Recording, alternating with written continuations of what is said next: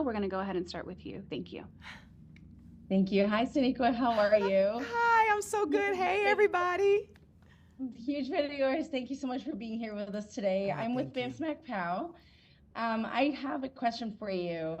As Discovery goes into its fifth and final season, Yes. we see that Michael has experienced significant growth and she's faced numerous challenges and Yes. conquering them all like the absolute badass she is. Can you share just how her journey in this final season basically like encapsulates her evolution throughout the series and kind of like what personal reflections you've had while you've been portraying her? Oh man, well, I love what you said about how the season itself encapsulates the evolution of Burnham, because that's sort of exactly what happens, and you know we see that we see. Did all of you see the first four episodes? Okay.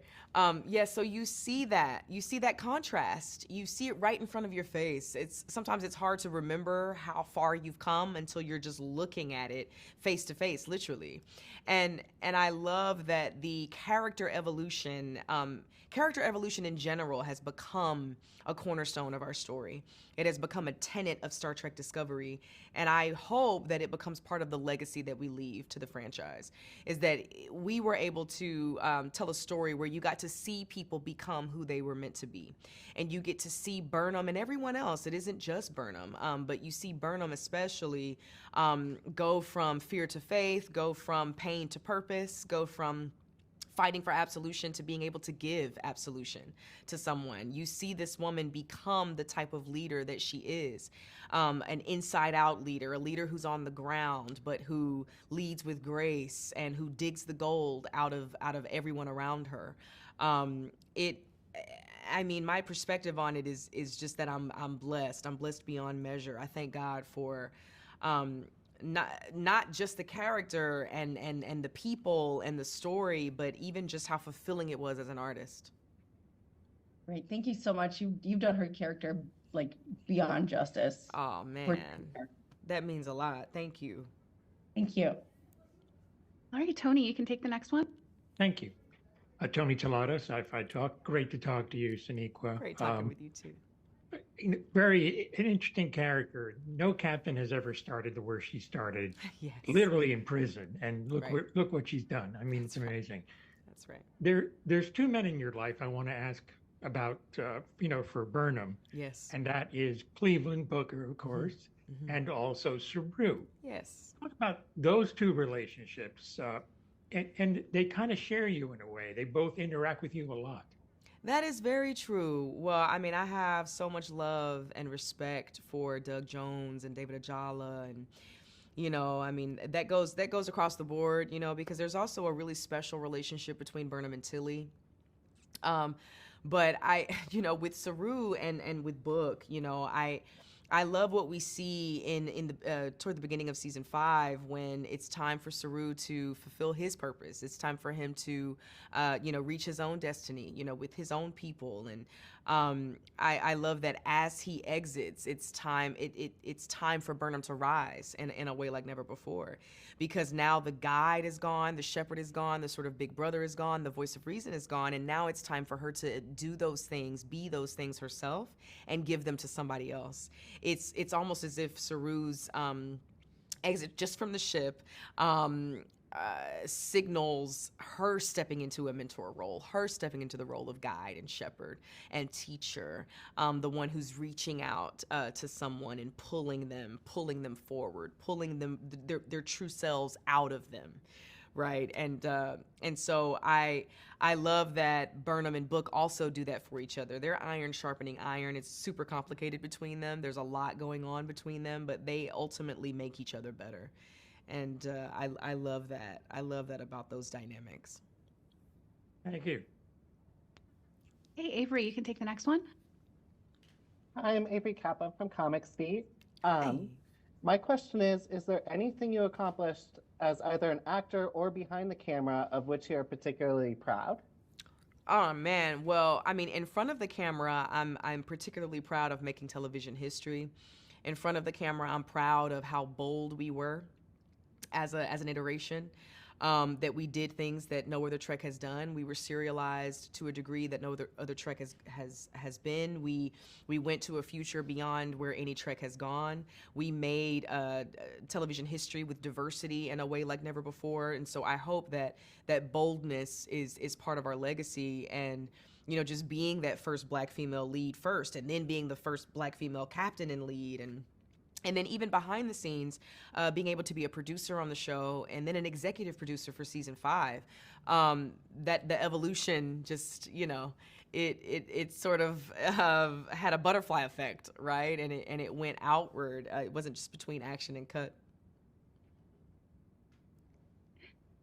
Okay, Ashley, you're next. Hi, Sonequa. I'm Ashley Thomas with fangirlish.com. Hi. Hi. One of the things I've always admired about you is your physical performance as Michael. You really do an amazing job of expressing both her human and Vulcan upbringings with just like a few facial expressions or how you hold yourself. I wanted to ask, how does Michael continue to bring that experience to the table in this final season of Discovery? Oh man, well thank you for saying that, and it was really particular. It was a particular journey to have this dichotomy between these two cultures, between volcanism and humanity, right? And it was a big conflict in the beginning, and I love that we found a sort of stasis for Burnham. I appreciate the writers for that. And it was really lovely to find it. I feel that all of our characters found this stasis. We found this balance, and we sort of did it together. Our journeys were running, parallel while they were intersecting in all these different ways too. But I think physically speaking, we see this liberation happening with Burnham over the course of the series. There's this rigidity in the beginning that mimics the logic, right, and the rationality. But then there's a fluidity that comes over the course of the series, and that mimics her liberation as a person, and finding herself and defining herself for herself, and realizing that she is just as dutiful as she thought she was, but now it's an internal drive and not an external drive. And so I love that we get to see these fighting styles against each other, because it's one of the major reasons why present day Burnham defeats past Burnham, is because now there's a freedom.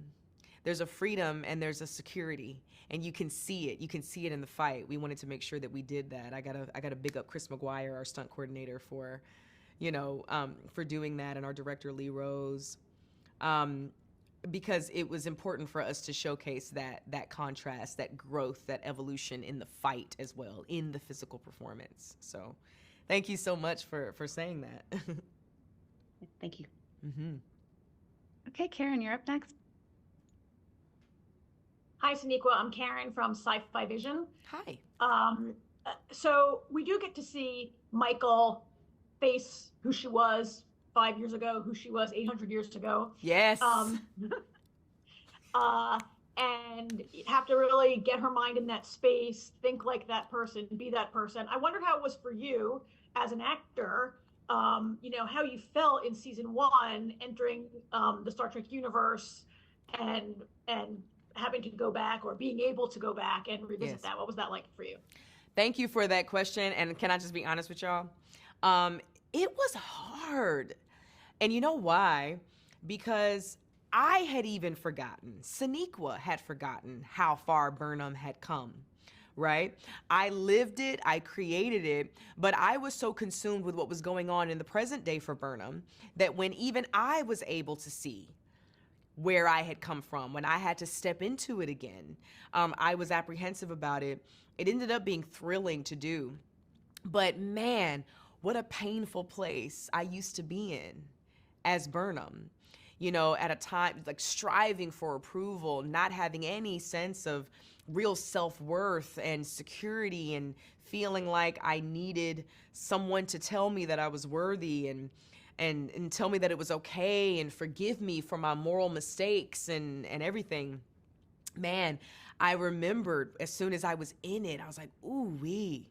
This was a painful place. This was a painful story to tell. It was an absolutely necessary story to tell. Thank you, Jesus, for letting me tell that story, because we need to see that, but it was painful. So then it was really beautiful, because it even spoke to me. It blessed me and inspired me to be able to say to myself, like, oh man, I forget how hopeless this time was. Like, just keep going, you know? Like, if we could all get an opportunity to say that to ourselves from years and years ago, right? And each character could have that same moment with themselves from season 1, right? Like, it's there's hope ahead of you. Just keep going and don't give up. So it meant so much to me on so many levels to tell that story. I have to give so much respect to Sean Cochran, who wrote the script, and Lee Rose, who directed the episode. We knew what we were doing as we were doing it. We were like, ooh, you guys, this episode is special. This episode is special. And let's hope that everybody takes it in the way we're doing it right now. It really was a highlight episode. Thank you so much. Oh, thank you. Thank you very much. Okay, Lori, you're next. Hi, Sonequa. I'm Lori from Trek Movie. Hi. How you Nice doing? to see you. Good to see you. I want to follow up on that last one because I had a similar question, but I want to take it to a different place. That episode was astonishing, I thought. Thank you. And seeing you come face to face with yourself. And I'm wondering how you, like, did you go back and watch old episodes? Like, how did you find that place, which is so different from where you are, and you had to play both? Yes. So what did you do specifically as an actress to find that earlier version? Thank you for asking. You know, I think I did. I think I actually did go back. I think I went back in a couple ways. I think I went back and watched a little bit. I went back and read a little bit of some of the earlier scripts. And I went back into my journal as the character, because I had a sort of stream of consciousness journal that I would keep, and I went back to that too. And man, I didn't even know what it was going to seem like. I could hear what everybody was saying as I was shooting it, because of course I'm looking at a double, and but once I was able to look at it in post, it's like, oh man, you really can see this. It almost makes me want to cry right now. It's like, you really can see this growth. You can see the growth that this character went through. What a gift that they gave me, that they gave Burnham, that they gave the audience, to be able to see this kind of growth. And then you can imagine it, like I said a moment ago, you can imagine it with all of the characters. I mean, think about how far Saru came. He was a completely different Kelpian from where he is now after he went through, his transformation. And, Culber went from death to life, literally, as well. And we see Tilly as this sort of scared, girl who becomes this leader, this woman. We see the journey that Adira takes. We see the journey that Stamets takes from this critical person to this beautiful, sensitive, scientist. It's oh gosh, it's one of my favorite things. It's one of my favorite things about Discovery, and I just feel so blessed that I was able to watch these artists create, and that I was able to create what I did. I've been rewatching from season 1, by the way, and it's extraordinary to see how much you guys have changed. Thank you for saying that. Okay, Aaron, you can take our last one. Great, thank you. Hi, Sonequa. Hi. My question for you, this sort of goes back to something you mentioned a few minutes ago. For this season, you've expanded your sort of behind-the-scenes role into an executive producer on the show. Yes. Could you talk a little bit more about that? What your involvement has been behind the scenes, and that sort of participation? Oh, yeah. Well, I'll say this, that from the very beginning when I started Discovery, I took my leadership role very, very, very seriously. And I knew, as number one on the call sheet, that it was going to be up to me majorly to establish the culture. And the way I would describe my culture, I've said this a million times, is the only star is the story, and we're a family. And that's exactly what we became, because everyone agreed, because these are the most gorgeous people. We definitely had lightning in a bottle. But I was always sort of producerial in the way that I approached the work, and the way that I approached my position on the call sheet and my position in the show. And so when it was time to actually sort of put it in writing and make it even more real, it was 1 + 1 = 2, and the network was They were lovely. They were lovely about it. They were like, obviously you already are, so let's go. You know, it was fantastic. It took all of a business day for us to make it, put it in the annals of the records and in the annals of time. And so I was involved from the very beginning. I was a bridge between the cast and the crew and production, and then being able to sit in post as well and watch that process happen.